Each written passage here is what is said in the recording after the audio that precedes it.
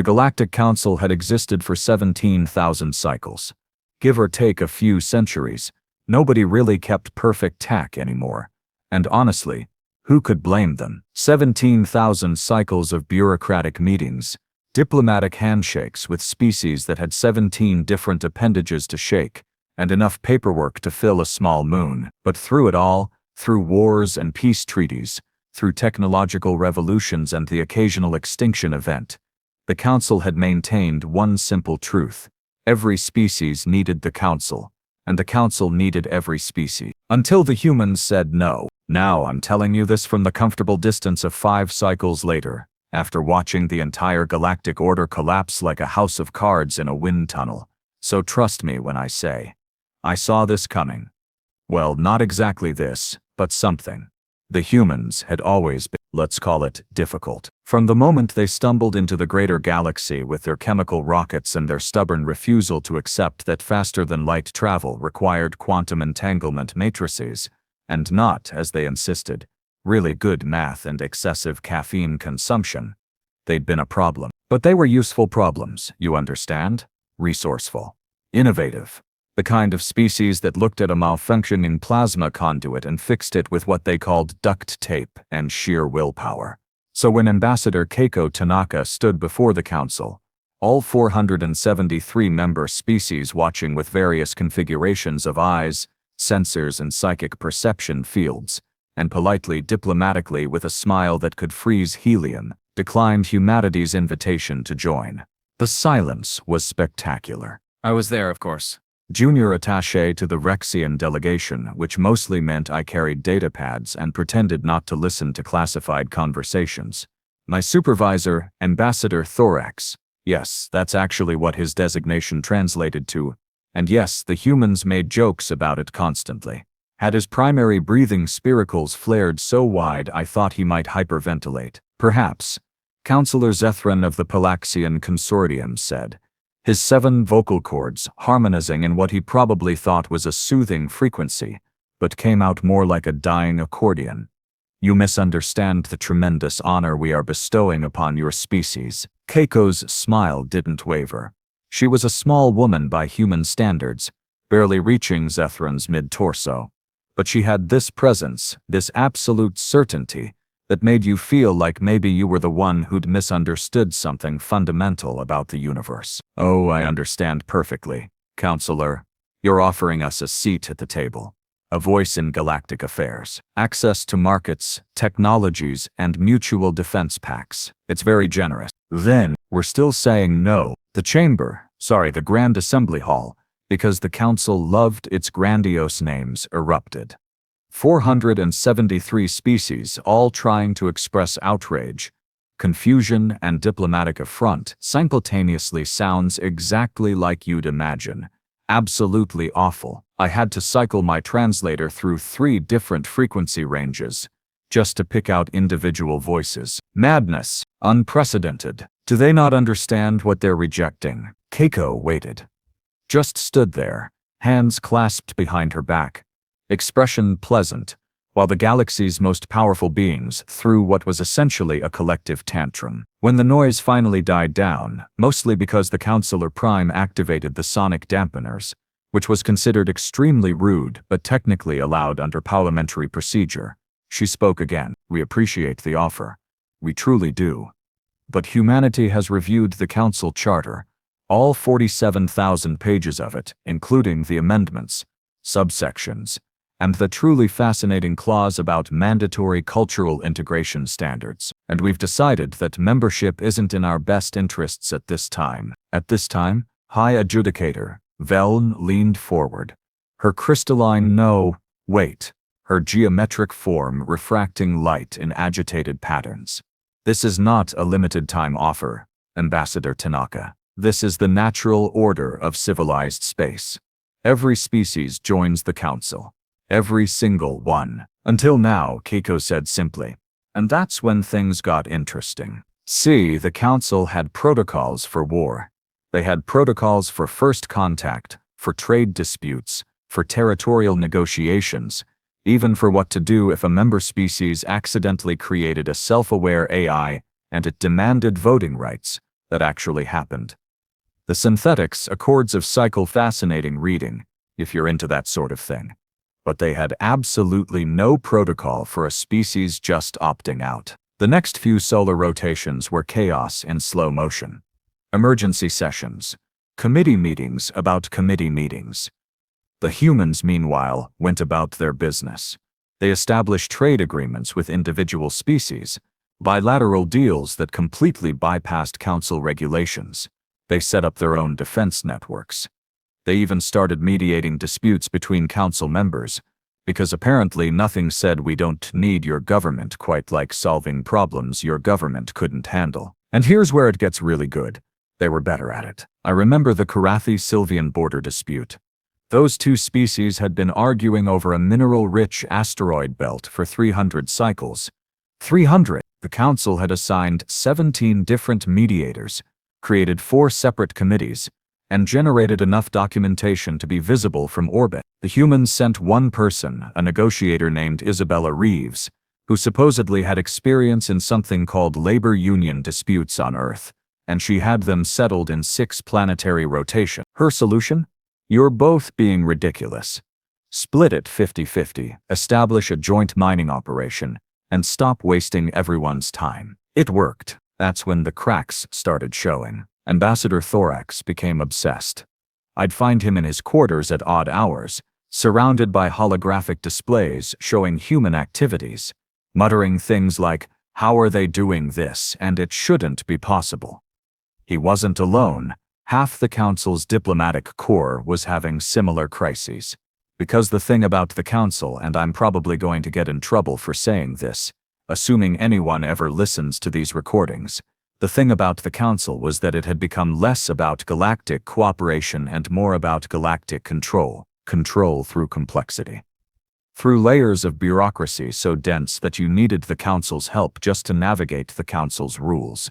Through economic systems that made independence financially impossible. Through defense pacts that meant you couldn't survive without the network. The humans looked at all that and said, "No, thanks. We'll figure it out ourselves," and they did. But the council couldn't let it go. Couldn't let one species, one upstart, stubborn, infuriatingly resourceful species, prove that the system was optional. So they made their first mistake, economic sanctions. The vote passed with an overwhelming majority. 341 species in favor, 93 abstaining, 39 opposed. Humanity's trade access to council markets would be restricted. Their ships would be denied docking privileges at council stations. Their currencies wouldn't be honored in council space. It was meant to bring them to heel, to show them the consequences of isolation. Instead, it showed everyone else that the council was willing to punish success. Within a lunar cycle, 17 species had filed protests. Within 2 cycles, 43 species had established unofficial trade relationships with humanity, using legal loopholes that the council's own bureaucracy had created. Within 3 cycles, the Rexian Collective, my people, had withdrawn from 2 major council initiatives in protest. I remember asking Ambassador Thorax why. Why risk our standing, our relationships, our carefully maintained position within the council hierarchy? He looked at me with all 5 of his eyes, and for the first time since I'd known him, he looked tired. Genuinely tired. "Because," he said, "I've spent 70 cycles serving the council, and in those 70 cycles I've watched us become the very thing we were created to prevent. We've become tyrants, junior attaché. Polite, bureaucratic, well-meaning tyrants. But tyrants nonetheless. And if we punish species for choosing freedom, what exactly are we preserving?" The second mistake came 4 rotations later. The military posturing. Now, nobody actually wanted war. Wars are expensive, messy, and historically speaking, humanity had shown an alarming tendency to win conflicts they had no business surviving. But the council deployed a peacekeeping fleet to human space borders. 300 ships, representing 40 different species militaries, all coordinated through council command structures. It was meant to be a show of force.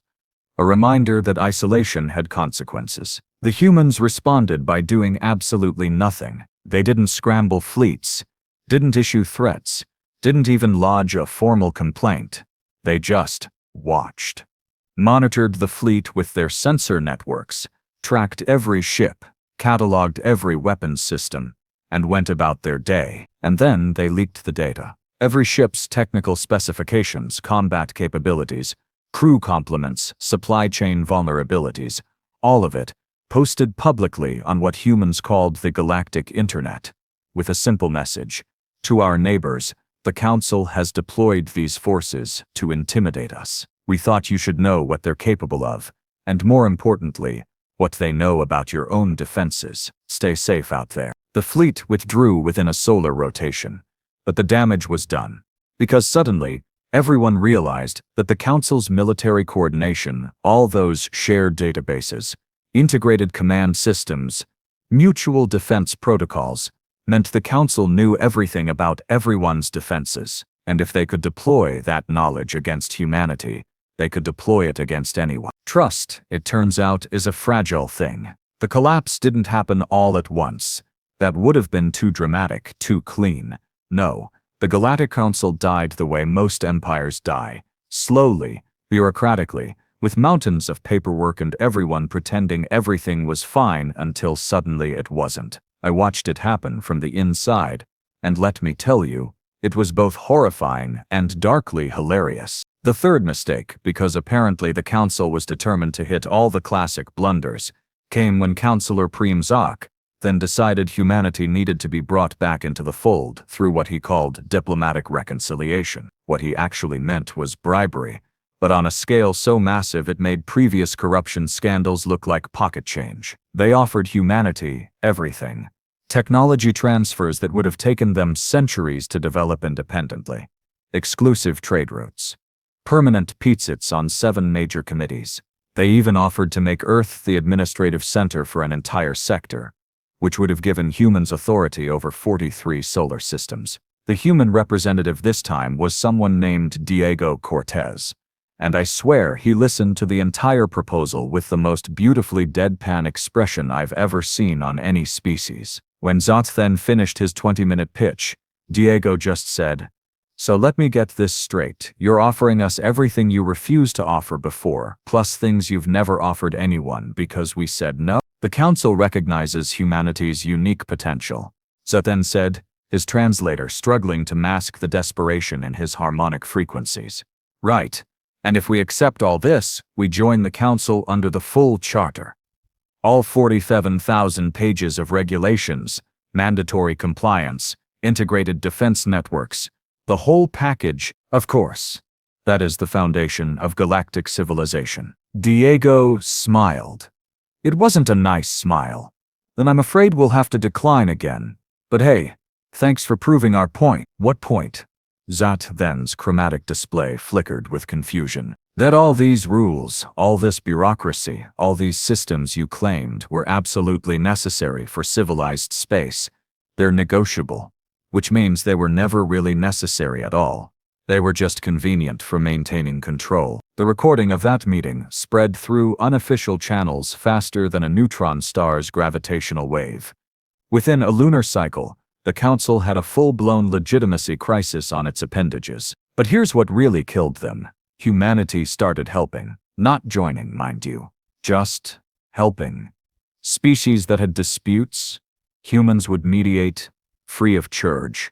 Planets needing disaster relief, human ships showed up with supplies, no strings attached.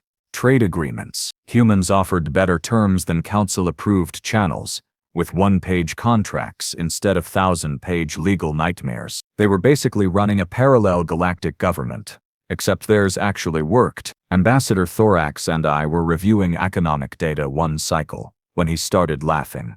Not the polite Rexian harmonics we used in formal settings. Actual wheezing, can't catch your breath laughter.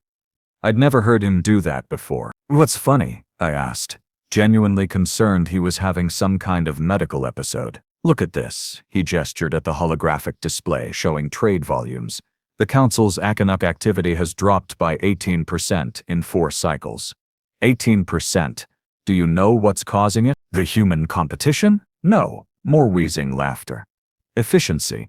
Species are trading directly with each other using human-style simple contracts, And it turns out when you don't have 17 layers of bureaucratic approval, commerce moves faster. We've been slowing down the entire galaxy for millennia, and we convinced ourselves it was necessary. The fourth mistake was probably the most predictable.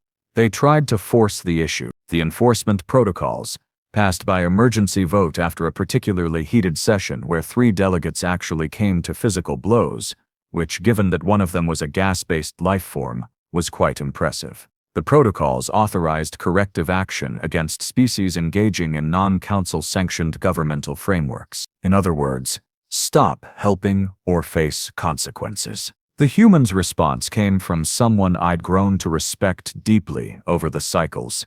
Keiko Tanaka, who'd apparently been promoted to Earth's Secretary of External Affairs. She didn't even hold a press conference. She just released a simple statement. The Galactic Council has announced its intention to punish species for engaging in voluntary cooperation. We encourage all species to consider what kind of government threatens force to prevent free association. Humanity remains committed to peaceful coexistence with all civilized peoples. We will not, however, recognize any authority that maintains power through coercion rather than consent.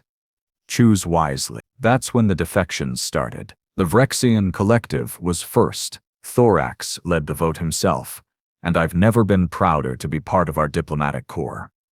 We formally withdrew from the council, citing irreconcilable differences in governmental philosophy. Within a solar rotation, we'd signed a mutual cooperation agreement with humanity. Not membership, not subordination, partnership. Then the Korathi Confederation left. Then the Sylvian Assembly. Yes, the same 2 species who'd been fighting over asteroids for 3 centuries, now walking out together. Then the Pelaxian Consortium, which was particularly hilarious because Councillor Zethran had to announce his own species' withdrawal while still technically serving as a council member. The dam had broken. Within 20 cycles, 167 species had left the council. Not to join some human empire, humanity still refused to create any kind of centralized authority, but to participate in what they were calling the voluntary association. No charter, no mandatory compliance, no permanent bureaucracy. Just a framework for cooperation between sovereign species who chose to work together. It was everything the council should have been, before it forgot that government exists to serve people, not control them. I was there for the final session. The Grand Assembly Hall felt cavernous with so many empty seats. 273 species remained, down from 473, and you could feel the desperation in the air, or whatever medium your species processed as air. Councillor Prime Train then looked diminished somehow, his chromatic displays flickering erratically.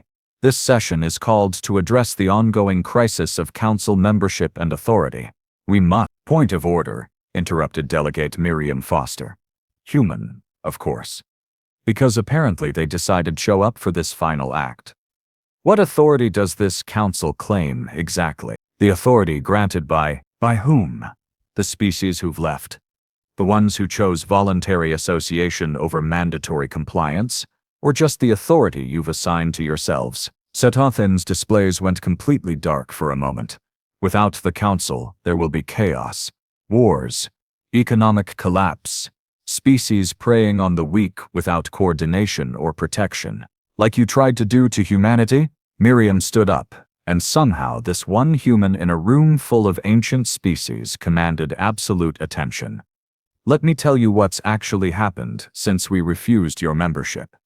Trade volumes are up across all formerly council-aligned species. Border disputes have decreased by 43%. Humanitarian aid responses are faster and more effective. And not a single war has broken out. In fact, the Korathi and Sylvians just announced a joint cultural exchange program. She paused, looking around the chamber. The chaos you predicted? It didn't happen, because it turns out species don't need to be controlled to cooperate. They just need to be free to choose cooperation. But the council has maintained order for 17,000 cycles, someone protested weakly. Has it? Thorax stood now, his voice harmonics carrying a weight I'd never heard before. Or have civilized species maintained order despite the council? We convinced ourselves that correlation was causation. That because peace and council coexisted, one must cause the other. But perhaps we were peaceful because we chose to be, and the council simply took credit. The session dissolved after that. No formal vote, no official dissolution, the council just kind of stopped.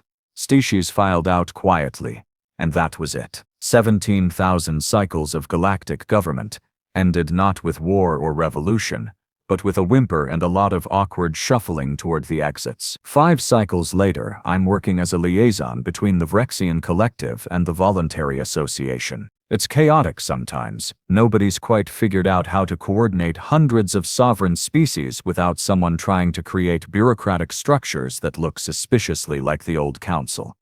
But it's working. And humanity, they're still refusing to lead. Every time someone suggests they should coordinate things, establish frameworks, create permanent institutions, they politely decline and remind everyone that they're partners, not parents. It drives some species crazy. We're so conditioned to looking for authority figures that voluntary cooperation feels wrong somehow. But here's what I've learned. The humans didn't destroy the Galactic Council. They just stopped pretending it was necessary. And once one species had the courage to say no thanks, we'll figure it out ourselves, everyone else realized they had that option too. The council fell apart because it was built on a lie that freedom and cooperation are opposites, that you need authority to prevent chaos, that species can't be trusted to govern themselves. The humans looked at that lie and laughed, and then they proved it wrong by just being themselves, stubborn, resourceful, infuriatingly independent themselves. I still see Keiko Tanaka occasionally, at voluntary association gatherings. Last time I asked her if she ever regretted it. Refusing the council, starting this whole cascade of changes, fundamentally restructuring galactic civilization. She smiled that same smile she'd had in the Grand Assembly Hall 5 cycles ago. Every species that left the council made their own choice. We just reminded them that choice was possible. Besides, she added, if your system of government can't survive one species saying no, maybe it wasn't much of a system to begin with. She's right, of course. Humans usually are, which is simultaneously impressive and incredibly annoying. So, yeah, the humans refused the council, and everything fell apart. But what rose from those pieces, this messy, chaotic, beautifully voluntary association of free species choosing to cooperate because they want to, not because they have to, that's something better than what we lost. Even if none of us want to admit that the stubborn primates were right all along.